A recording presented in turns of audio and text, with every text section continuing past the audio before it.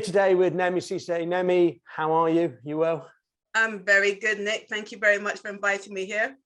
Delighted to have you. Always a pleasure to speak. So let's recap. D&I is not a new issue. It's not something that sprung up, but certainly over the last year, 18 months, it's seen more actionable change.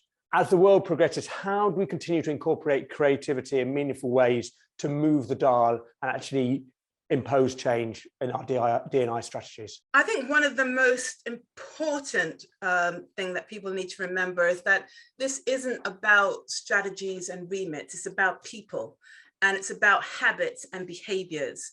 And so those habits and behaviors really does put D&I squarely on the laps of each and every individual.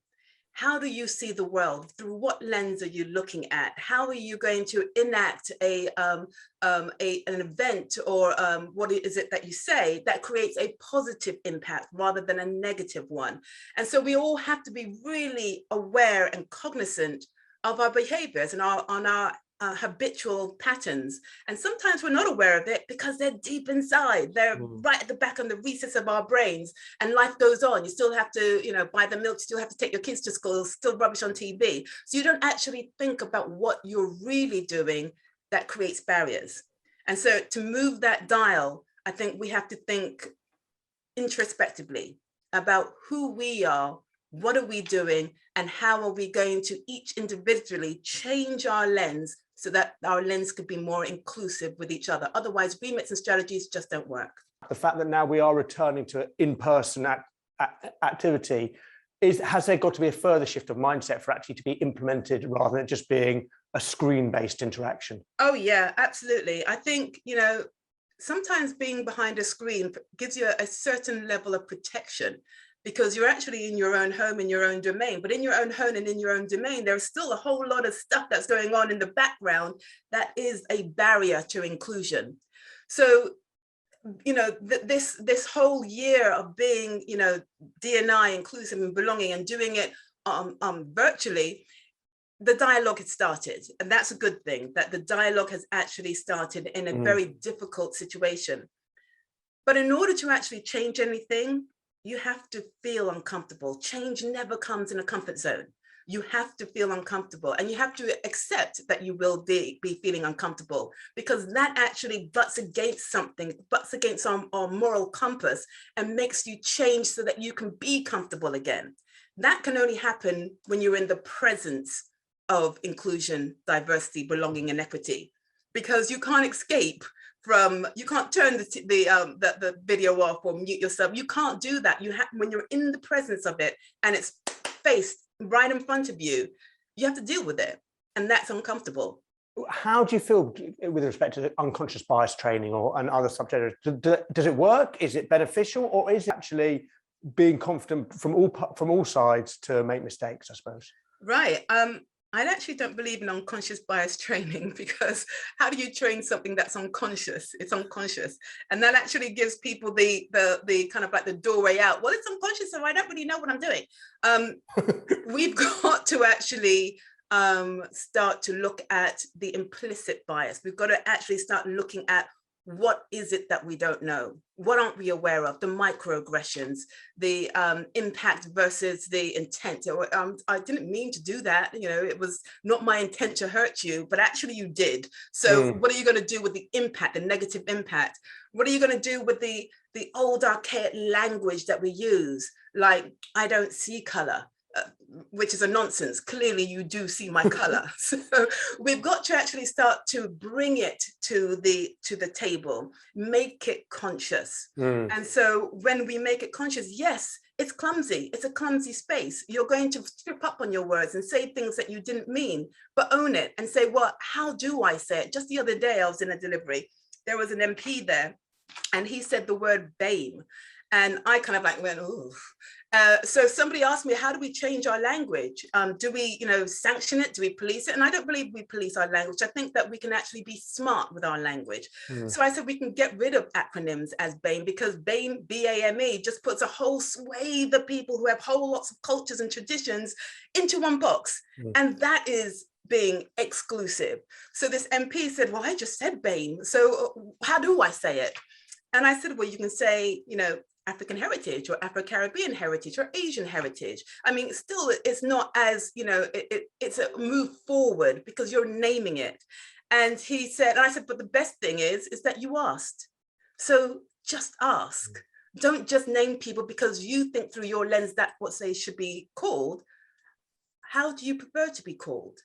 And the fact that he just said to me, well, what do I say? That's perfect. Because then you can open up the dialogue. So just ask. We're going to be clumsy and we're going to say the wrong things. We're going to act the wrong way, but be open to actually, learning a new way of interacting with people in an inclusive way. In my conversations with speakers, I've reflected with them on last year, and a lot of them said, I've asked them what they've been up to. But you and I were just talking before we came on camera, and genuinely, tell me what you've been up to in the last year, because you're now building a city, and I suppose, how, why, what's the plan? Okay, so I know it's quite shocking actually to actually think that something so big can fall on my lap. And just literally last year, I was given a long story short, given huge amounts of land in my mother's land. It's my paternal grandparents' land, and absolutely nobody. And this is in Sierra Leone. Yes, I was going to say that. You had it. I don't know. Where is it? Is it just down the road? It's in Sierra Leone, Matamp, Sierra Leone, and nobody's doing anything with that land. And I believe that, I see cities popping up all over the place, and high-tech cities popping up all over the tech place. And they always spout this equitable life, but we cannot move as a human race, evolve as a human race, unless everybody's at the same level. So for me, building this city meant that I could actually really enact what equity really means, giving people who have not even had a chance to be on the world stage to leapfrog in terms of technology, because this will be a smart city, to leapfrog with technology, to leapfrog with the green revolution, to leapfrog with carbon emissions, and satisfy all the sustainable development goals in 1 square mile. That's equity. That's giving people a chance to actually enact with the world so that we can all evolve together. And as they gave me all this land, I was there to actually build an agricultural school. I said to my investors and my sponsors, why don't we just build a city? And they said, go ahead and do it. So we have Terraform One, who are an amazing smart city designers from New York, who are on our team. I've just got an amazing marketing group who are going to help with the the devising of what is it that we're actually doing and why.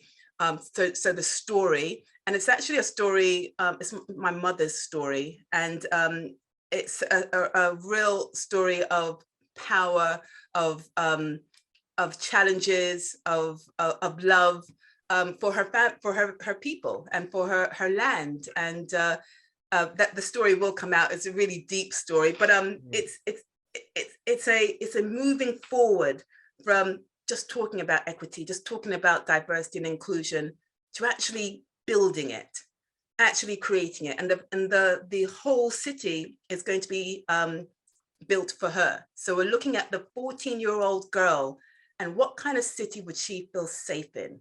What kind of city will she feel that she will be able to thrive in, to use her agency, to become the person that she wants to be? And it's going to be probably the first city created in this sense, a smart city, where it's going to have a female focus. And so that's going to be really exciting as well. So I'm very, very excited to actually be part of this whole project, courtesy of my mother and her family giving me this whole land. And my journey's cut out for me now. I will die on this project. Those goals you just stated, like for a company that is hoping to kind of improve itself and achieve some sort of equity within people within the company, is it a question realistically, as you are doing with the city, of starting again? Or can they evolve to get to a place where they operate in a more equitable environment? Well, that's a really great question, actually. I think some companies, yes, need to be burnt down and started again. I think things like, the policing system, I think that a lot of it needs to be redone. Education system, a lot of it is archaic, it's old, it was for a different time. It was a yesteryear time. We're now on, virtual. You can have virtual. It needs to be burnt down and start again. Structures need to be put in again. In terms of companies and organizations, I think the newer agile ones that are coming up, the new tech ones, the ones who have been built in this era, have got a chance of actually creating that raised consciousness in terms of D&I and the D&I space. I think the older ones, the ones that still have that, that layer of C-suite that still looks very homogenous, still looks very male, still has that same mindset of yesteryear, either need to do a hell of a lot more work, or they need to kind of like just open up their awareness in order to change and evolve that organization. If they don't, retention is going to suffer, skills gaps going to get bigger, pay gaps are going to get bigger, people are going to move off and go on to the new agile companies, or they're just going to have to invest in a whole lot more training that isn't structured. Well, it's structural based, but it's got to be, you've got to move people into that structure. It's not just creating the structure and allowing it to happen. People have to be, because the organization is people. People are the organization. So it's got to be people centric. And I feel that some organizations are not quite there yet with being focused on their people and on the mindset and habits and behaviors of their people. Naomi, on that thought, thank you so much indeed for your time today. Always a pleasure speaking, and look forward to catching up again soon. Love speaking to you always, Nick. Thank you. Thank you.